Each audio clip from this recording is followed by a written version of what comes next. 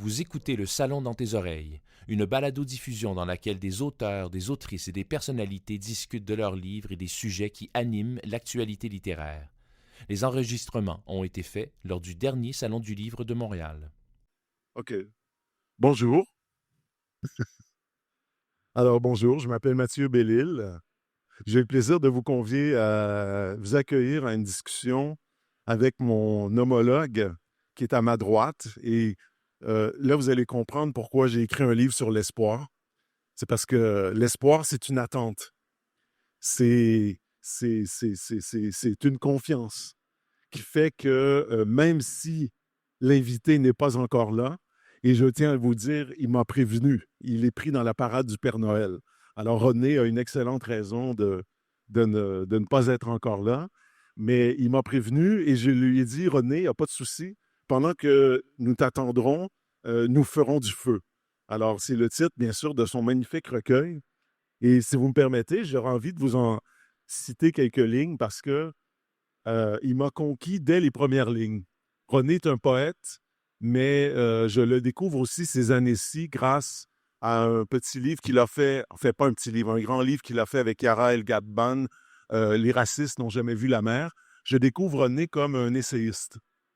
Alors je vais vous citer ses premières pages, sa première page. J'entends une petite voix. Ouvrez les guillemets. Le seul moyen de combattre la bêtise réside en l'amour. Fin de la citation. La voix a résonné, souveraine. Écrivain, je me demande quoi écrire aujourd'hui quand les mots et les vies n'ont plus aucun sens. J'ai cheminé avec cette voix qui à la fois m'effraie et me fascine. Seul l'amour sait donner sens. La chanson s'est glissée sous ma peau tel un mantra, et l'amour m'a donné une raison d'être, un sens, une intelligence, une idée digne du monde et de l'autre. Les mots ont poussé dans mes tripes. Je vous l'avais dit qu'il ne fallait pas perdre espoir, n'est-ce pas? Je vous l'avais dit. Applaudissons. Alors, René, j'ai été en train d'expliquer que tu m'avais prévenu. Alors, je pense que ton micro est déjà ouvert. Allô? Oui, que tu m'avais prévenu que le Père Noël Oui, te bloquait. Noël. Oui, oui, oui, oui. J'ai passé 30 minutes à tourner. Toutes les rues étaient fermées, mais Mais tu es là. dans ma culture, il y a le vaudou. J'ai Oui. pu faire du vaudou pour traverser toutes les rues pour être ici avec vous. Merci. Et tu es là. Je suis là. Et comme je l'avais dit, en attendant, nous avons fait du feu. Amen. Et j'ai commencé en te lisant, René, parce que je le disais à tout le monde, mais je te connais comme poète, mais je te connais aussi comme essayiste. Oui. Avec ce beau dialogue avec Yara. Et je dois dire que le début de Fait du feu m'a conquis parce que tu nous rappelles l'amour, l'importance de l'amour, et tu lis cet amour au feu. Et il y a cette formule où tu dis contre ces débâcles, que faire sinon le feu? Faire du feu pour revenir aux utopies. Et dans cette phrase, j'ai eu l'impression que tu parlais aussi pour moi et je me reconnaissais dans ce besoin de l'utopie et aussi dans une autre formule. Je me permets de te citer, Rodney. C'est si simple, les choses simples. Non, mais c'est vrai, merci. Merci parce qu'on a oublié les choses simples, on a oublié l'espoir. Ouais. Ce monsieur-là qui incarne l'espoir. On a oublié d'être dans nos propres gestes et faire du feu dans le rituel vaudou, dans l'imaginaire vaudou, dans l'imaginaire haïtien. C'est simplement pour jeter les anciennes peaux et pour pouvoir avancer. C'est se libérer de tout ce qui nous enténèbre. Et nous vivons dans un monde où, en tant qu'écrivain, je me dis qu'est-ce qu'on doit écrire en temps de détresse. Je pense que c'est la question que tu te poses puisque tu arrives à théoriser l'espoir et à transmettre. Qu'est-ce qu'on peut transmettre? Comment peut-on dire l'espoir? Comment peut-on dire demain sereinement? Comment peut-on regarder demain? Et moi, en écrivant, j'ai eu un problème. Qu'est-ce que ça veut dire écrire? Mm. Comment trouver une intelligence, comment trouver un sens à notre vie quand on voit toute la catastrophe que l'on vit actuellement. Est-ce qu'on doit s'abandonner? On dit, bon, OK, on va voir, ou bien est-ce qu'on doit résister? Moi, le pari, c'est d'exister avec un certain réenchantement, en disant comme le mot espoir, en disant comme le mot amour, en Mhm. disant comme le mot beauté, et en ne pas oubliant que notre humanité, et nous, en tant qu'humains, en tant qu'hommes, en tant que femmes, nous devons regarder du côté du soleil comme le font si bien les plantes. Mhm. Et je pense que c'est un défi pour la poésie. Aujourd'hui, c'est le défi pour tout le monde qui écrit. Quand on entend les politiciens, ça nous fait peur. Quand je vous demande de fermer la radio quand un politicien parle, parce que le politicien, il réduit tous nos rêves. Donc, je pense qu'il nous faut trouver, en fait, il nous faut trouver toutes les couches d'histoire, toutes les couches d'humanité qui font de nous des êtres humains. Mm. Ce qui m'a frappé, c'est que ton livre me réconcilie avec le feu parce que le mien commence par une question posée par ma fille. À une époque, c'était il y a 2, 3 étés, où le Québec était couvert par un nuage de fumée. Vous vous en rappelez, l'été 2023. Et quand, d'ailleurs, je me souviens qu'à l'été 2023, il y a en moi une part d'optimisme qui disait, oui, mais c'est une exception. Et vous savez que l'été dernier, on l'a vécu encore. Et ma fille qui écoute, parce que les enfants écoutent et comprennent beaucoup de choses de ce que les adultes se disent. On était en pleine discussion entre adultes, on réglait le sort du monde, comme on le fait parfois dans une soirée bien arrosée. Et quelqu'un me dit, Mathieu, le monde va brûler. Puis là, c'est tes filles qui vont devoir nous sauver. Puis évidemment, il est un peu éméché, donc je le prends à demi au sérieux. Mais le soir, ma fille, ma plus jeune, me pose la question avant de dormir, papa, est-ce que c'est vrai que le monde va brûler? Et je me disais, d'abord, évidemment, c'est pas le genre de question à un enfant de 9 ans, on dit pas oui.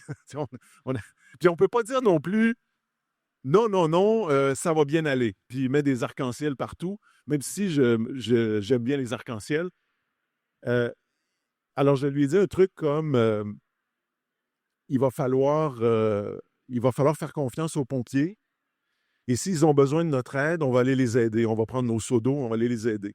Puis ma réponse, au fond, après, quelqu'un m'a dit, Mathieu, c'était une bonne réponse parce que, bon, déjà, ça lui a permis de dormir, mais c'est une bonne réponse parce que c'était dans l'action. Et ce que j'aimais ce que j'aime de ton livre, en fait, c'est que ça nous rappelle que comme l'espoir, le feu, c'est d'abord le lieu qui nous relie. Et j'ai comme l'impression, je ne sais pas si tu seras d'accord avec moi, René, j'ai l'impression que la littérature est née autour du feu. Oui, mais notre humanité, toutes les civilisations, en fait, on a oublié peut-être le combat pour faire le feu. Mhm. C'est la chose la plus simple. Moi, quand je me lève le matin, je ne sais pas pour vous si vous êtes des héros, moi, je vais faire pipi et après, j'allume le feu pour faire un thé, pour faire du café. Donc, je pense que je ne sais pas qui ne fait pas ces gestes-là tous les matins. Donc, tous les matins, c'est le geste qu'on fait. Et ce qui est important, je reviens à ton livre, Mathieu, ce qui est important quand j'ai lu ce livre, tu parles à ta fille, mais c'est comme si tu me parlais. Donc, je pense que souvent, on se ferme dans nos propres entre-soi. On est avec soi-même et on oublie que l'autre, l'objectif au bout, c'est l'autre. C'est-à-dire écrire rien qu'à ta fille, même quand au départ, il y a toute une épaisseur mythologique, une épaisseur de pensée, en fait, que j'aime beaucoup, sur toutes les théories de l'espoir. Mais je pense que il nous faut retrouver notre dignité.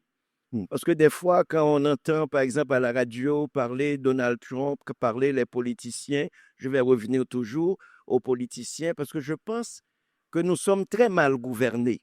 Et comme nous sommes très mal gouvernés, le gouvernement dépend de nous. C'est à nous de gouverner nos propres vies.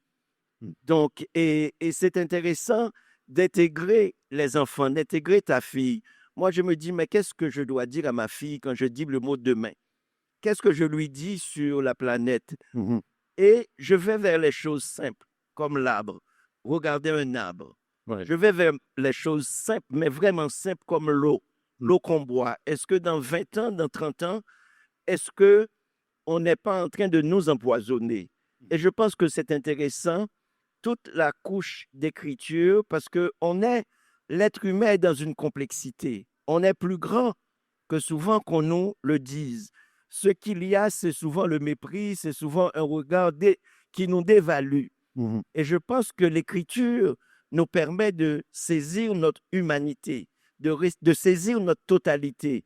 Et c'est pourquoi c'est intéressant quand tu reviens avec toutes les couches de temps en disant qu'est-ce qui nous a précédés, quels sont les combats qui nous ont précédés, que ce soit par rapport au fascisme que l'on vit actuellement, que ce soit par rapport au totalitarisme, aux dérives totalitaires qui sont présentes dans nos vies. On se pose la question quoi faire, pas seulement pour nous, c'est pour que le cycle de l'humanité continue. Et c'est pourquoi j'aurais aimé te dire bravo pour simplement dire l'espoir. Parce que quand on dit les mots, en fait, les choses n'existent pas. C'est quand on dit le mot amour, et puis on a l'impression que l'amour se présente parce qu'on l'a nommé. Et je pense qu'il y a une magie que l'on doit faire, quelles que soient nos religions, quelles que soient nos couleurs, parce que finalement, nous sommes ensemble. Oui.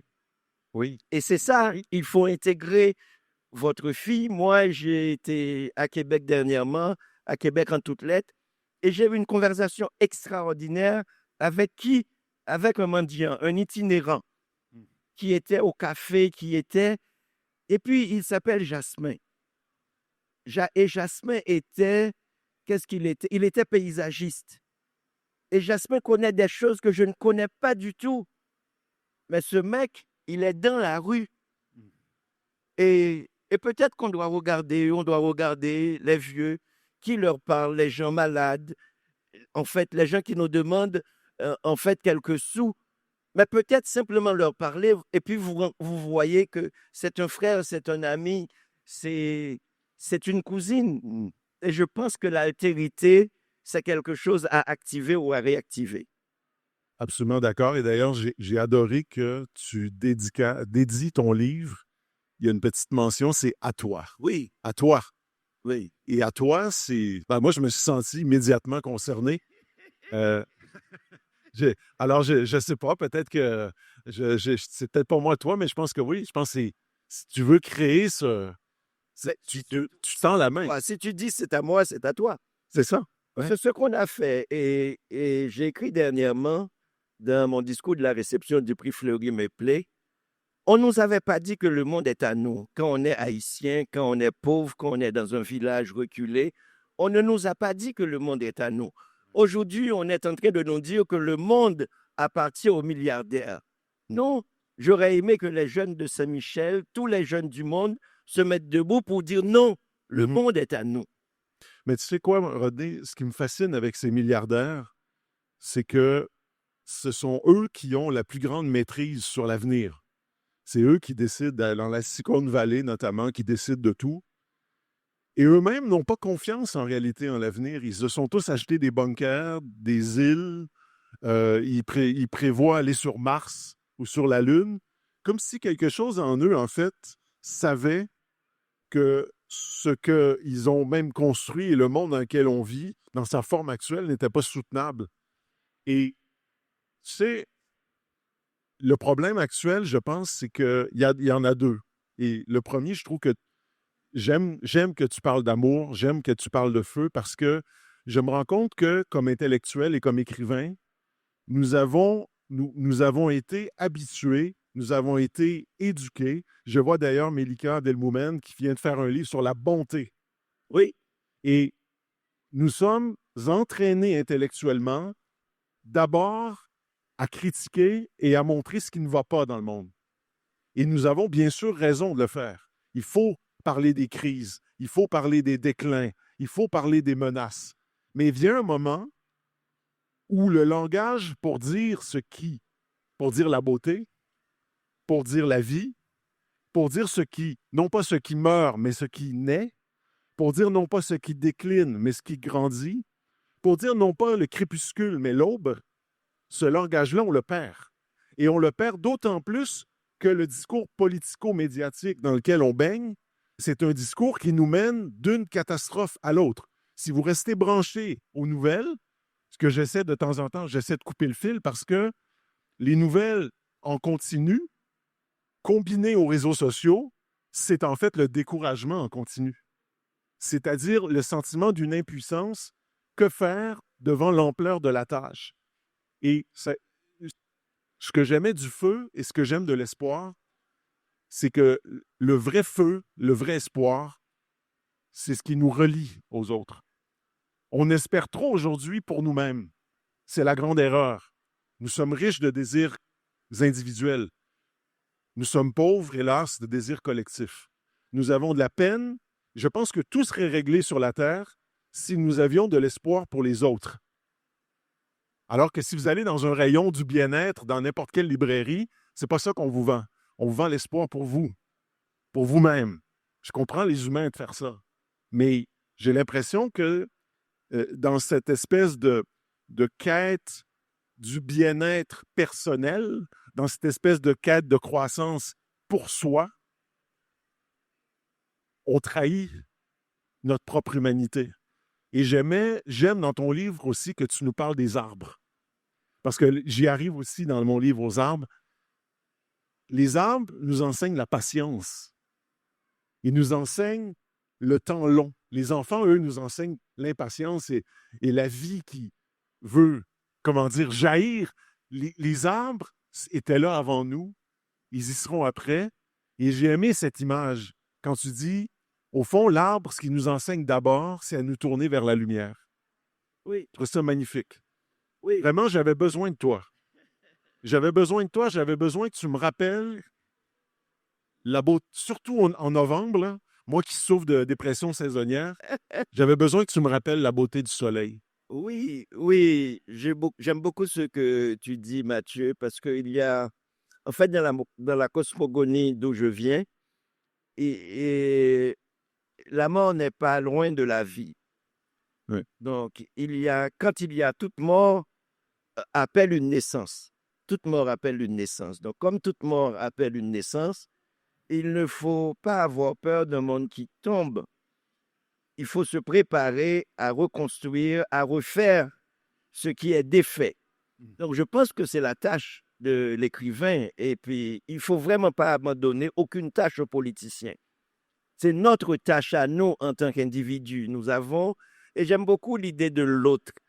Pensons à l'autre. Ce matin, j'avais sur mon lit et que sur mon lit, je couche avec des livres. Donc, j'ai pris un livre et puis j'ai regardé. C'est Pierre Neveu.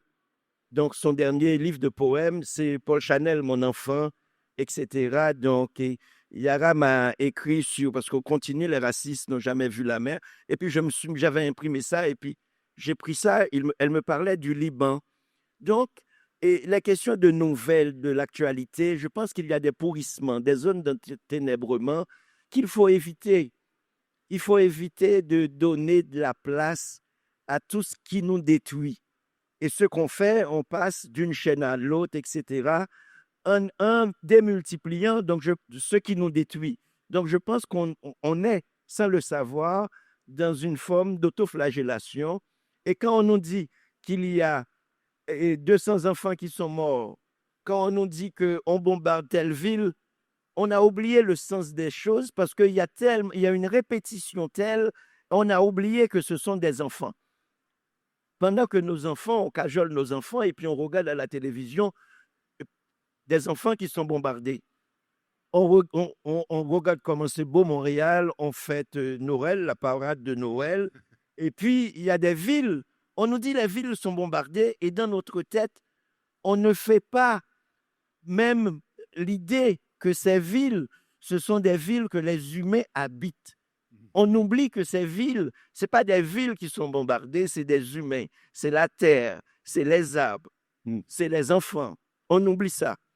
Donc, je pense que cette conscience totale du monde, cette conscience de l'autre est importante aujourd'hui, même être dans un salon du livre, pour dire, mais qu'est-ce qu'on offre aux Montréalais?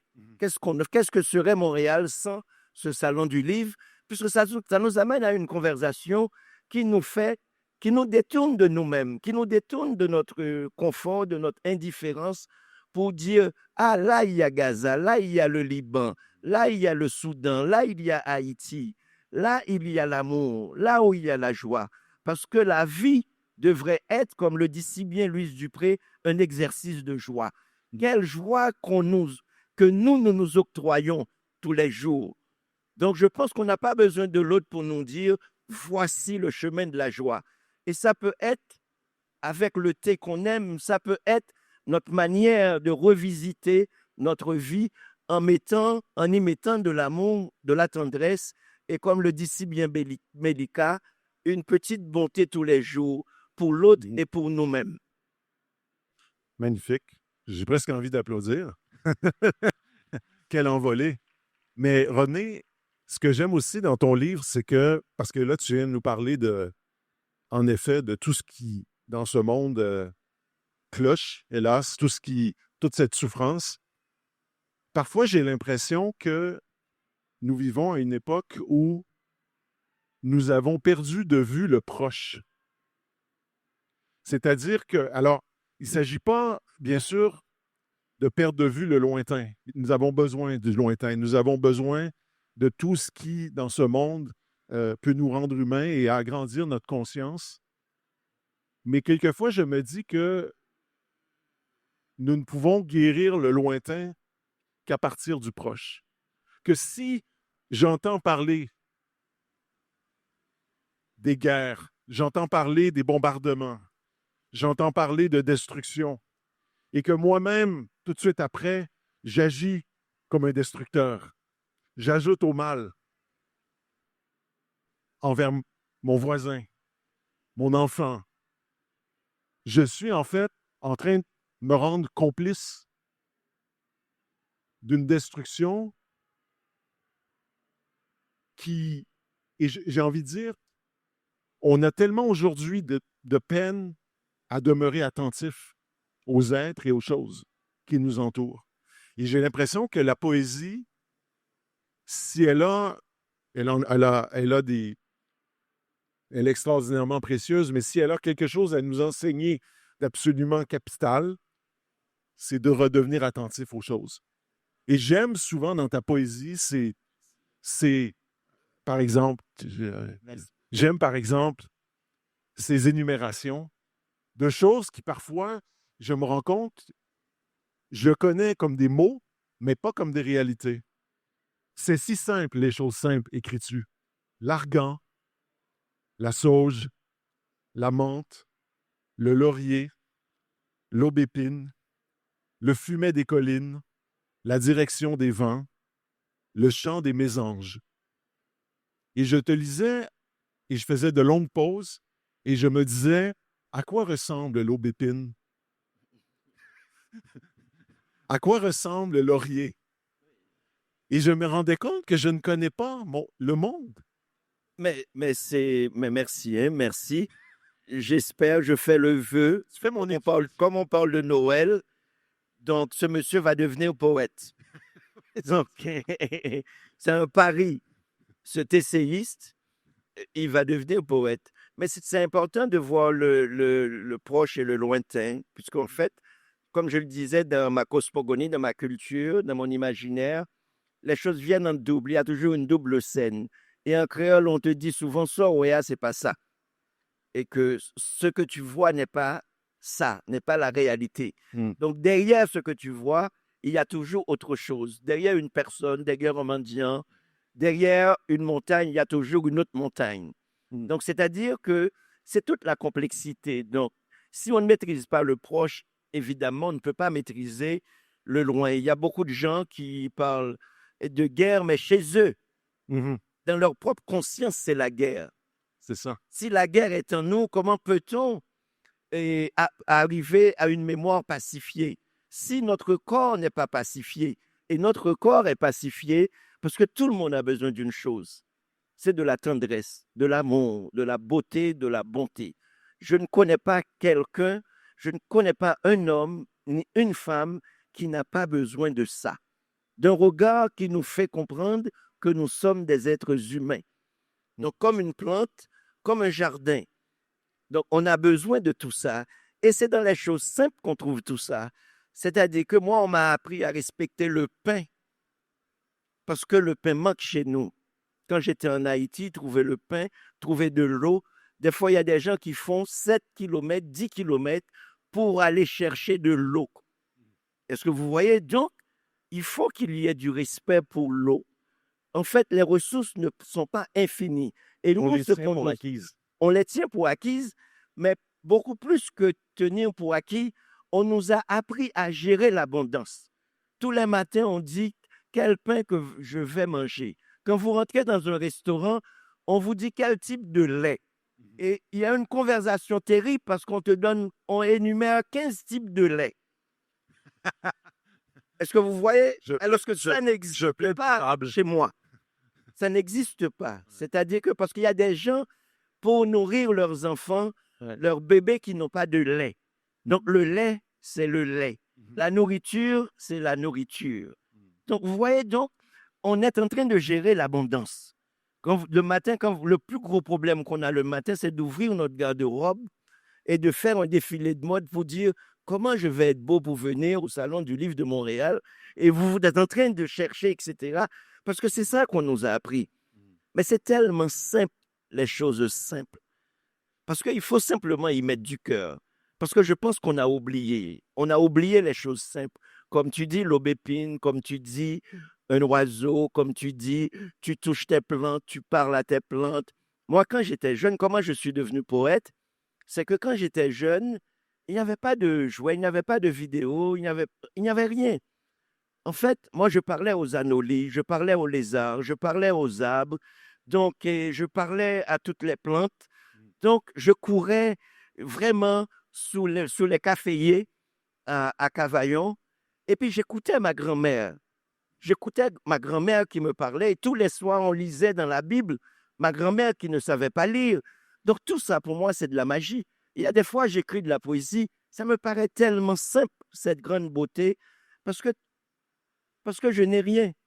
Et comme je n'ai rien, et puis je me suis dit secrètement que le monde m'appartient. Rien qu'en parlant, rien en regardant les nuages, rien en regardant le ciel, on jouait en disant dans quel pays qu'on allait, mais simplement en regardant les avions avec action. On disait, ah, ça c'est tel pays, ça c'est... Et c'est pourquoi vous pouvez rencontrer un Haïtien, vous lui dites, est-ce que vous voulez aller à Paris? Il n'a jamais pris l'avion, il dit non, j'ai déjà été.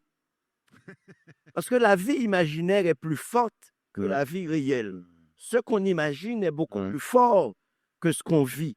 Donc, c'est pourquoi cette proximité avec les choses, j'ai des listes chez moi, on m'a donné des listes, et puis j'ai une amie roumaine qui est chez moi, et puis qui rentre, et qui dit, « Oh, Woodney, c'est la fleur préférée de ma mère, c'est un cadeau que tu me fais. » Est-ce que vous voyez simplement prendre le temps de regarder une fleur, de nommer ce liste-là, ce que je fais maintenant. et c'est intéressant. Ouais. C'est ce que je fais maintenant avec mes étudiants parce que j'enseigne la littérature.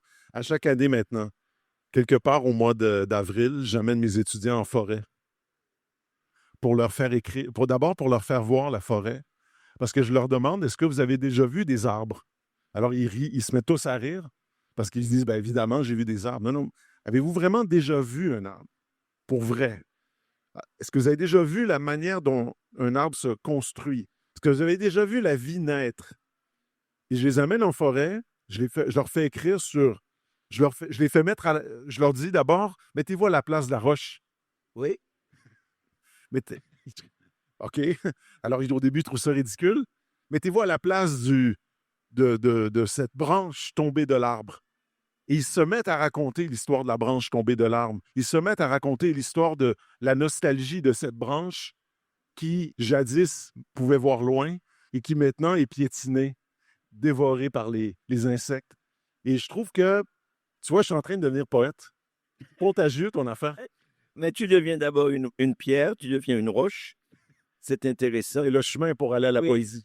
Mais ce qui est important, parce qu'il faut se rappeler, dans la Bible, Pierre, sur cette pierre, je bâtirai mon église. C'est important de ne pas hiérarchiser. Et c'est peut-être le problème de l'humain de dire que nous sommes mieux qu'eux.